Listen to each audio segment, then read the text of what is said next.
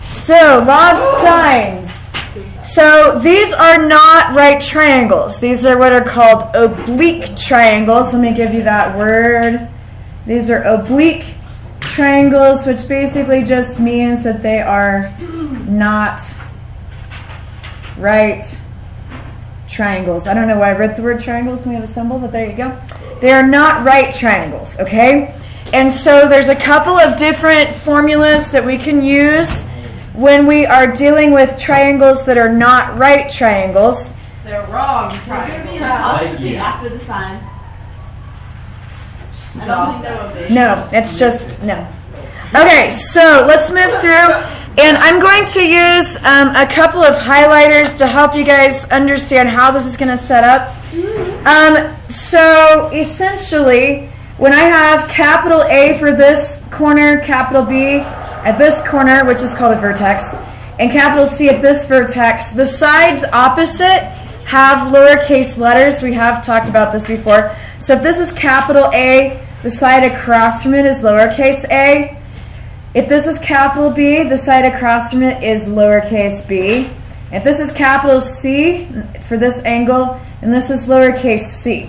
And the law of sines basically says that these will be proportional if I take sine of each angle. So sine of angle A over side A equals sine of angle B over side B equals sine of angle C over side C. But you don't use all three of these at the same time. We just have to figure out which parts to use and set up a proportion that we can solve. Okay? So essentially, you need angles and sides across from them to do the law of sines. So the directions here say we're going to find side AB. Side AB, I'm just going to cross this off and call it side little c. Because AB is the distance between A and B, and that's the same as length side C, so that's what I'm going to do first. So go, okay. And that's across from 56. So this is what we're looking for. We are looking for this length, and we have this angle that corresponds to it that is across from it.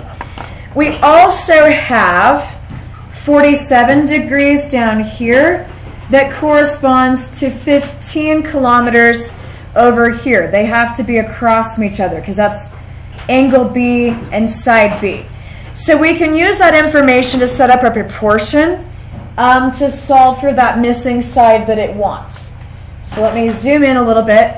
So we are not going to use the A and A part of this at all. We're going to use the B and B part. So we're basically going to do something like this. Sine of 47 degrees is 47's here. The side that goes across from it is 15 equals sine of 56 degrees over C, and that's the side that we're looking for. Okay?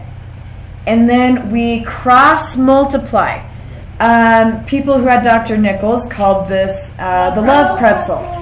So basically you multiply these together and make them equal. So 15 times sine 56 degrees equals C times sine of 47 degrees.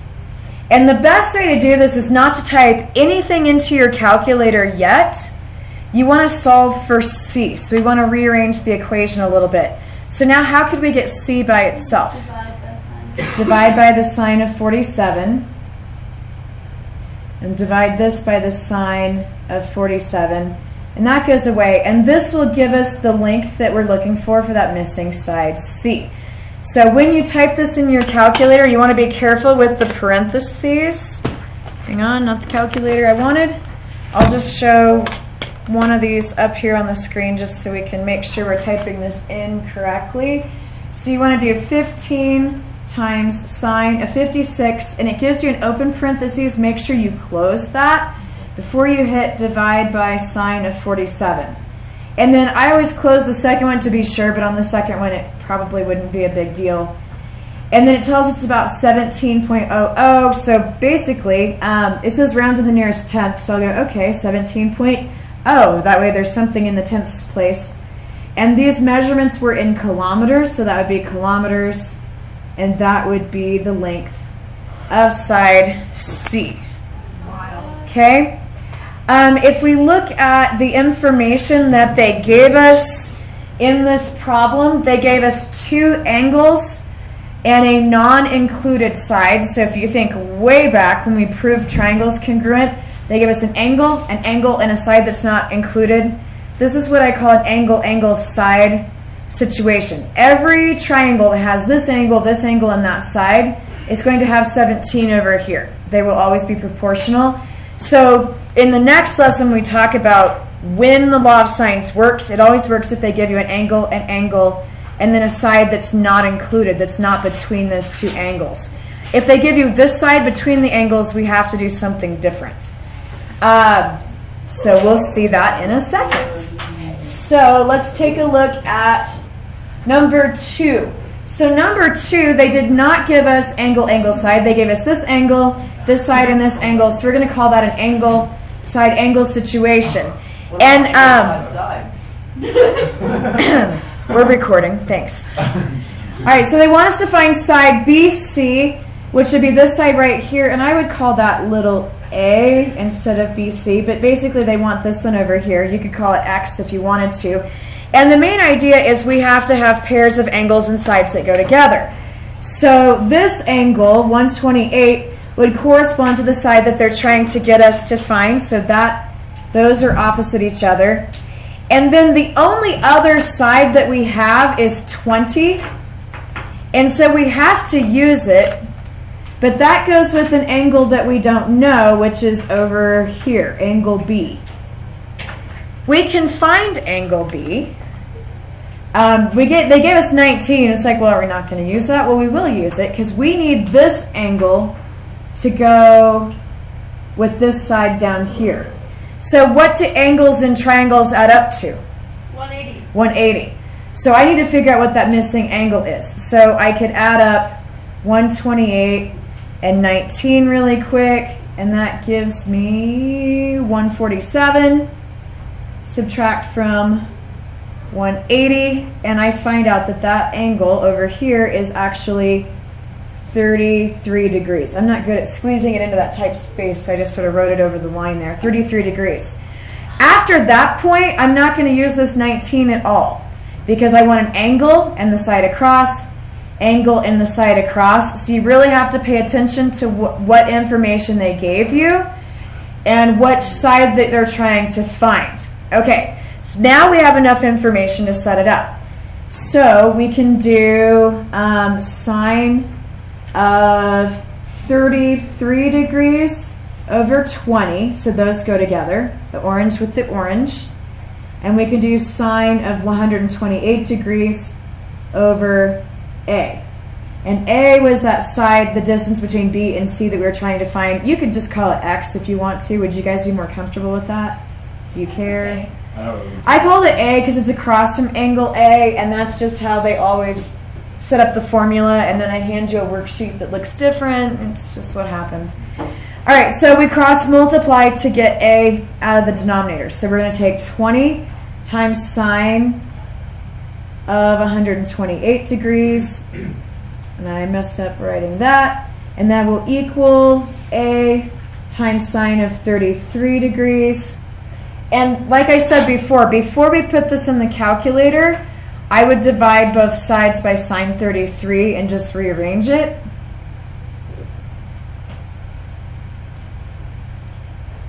And then put this part in the calculator. And it comes out about 28.9 kilometers for A, or the distance between B and C, or however you want to label that. Okay? So those are the two main situations, but I'm going to do a couple more of these because I feel like you think you've got it down until you get it by yourself, and then it gets a little crazy. So I like to do lots of examples.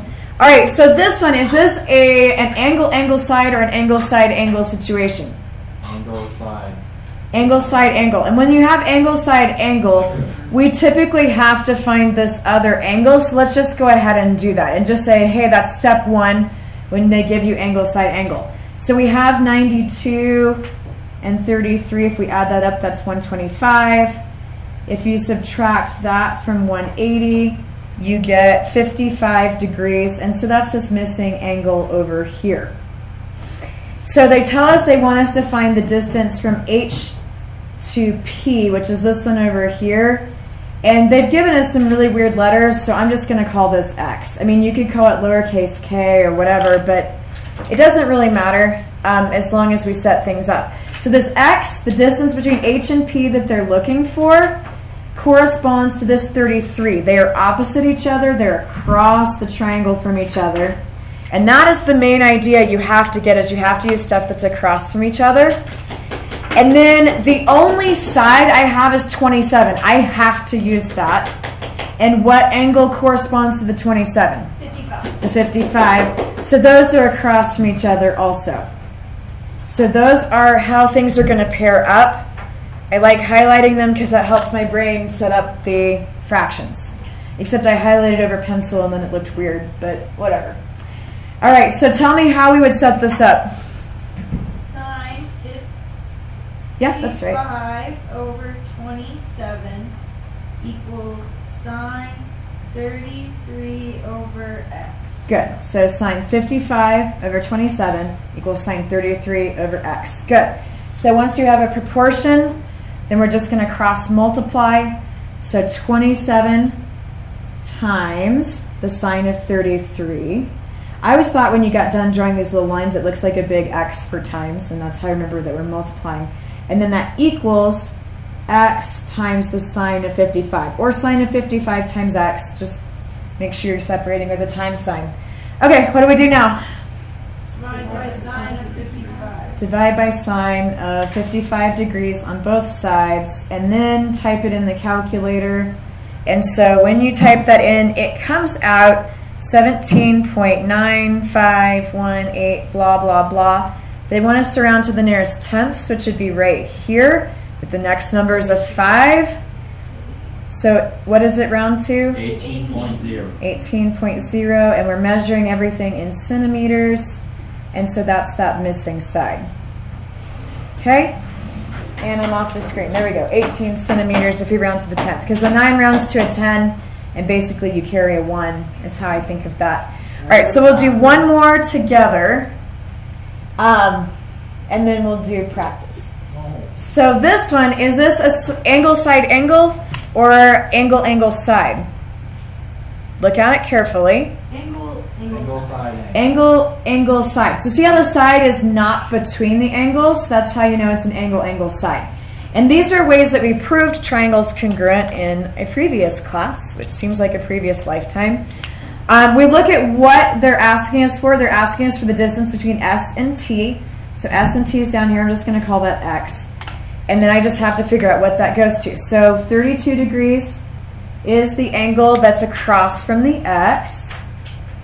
And then we look at what else we have. We have 87 degrees and 32 degrees that are across from each other. So on this one, we do not have to find the third angle, because it was already set up with angle and side pair that's across from each other. You have to have at least one pair with a side and angle that you know, or that you can find out.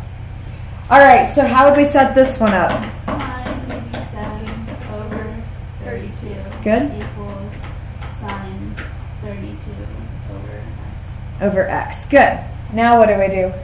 Sine 32 times 32. Good. So 32 times sine 32 equals, what goes on the other side?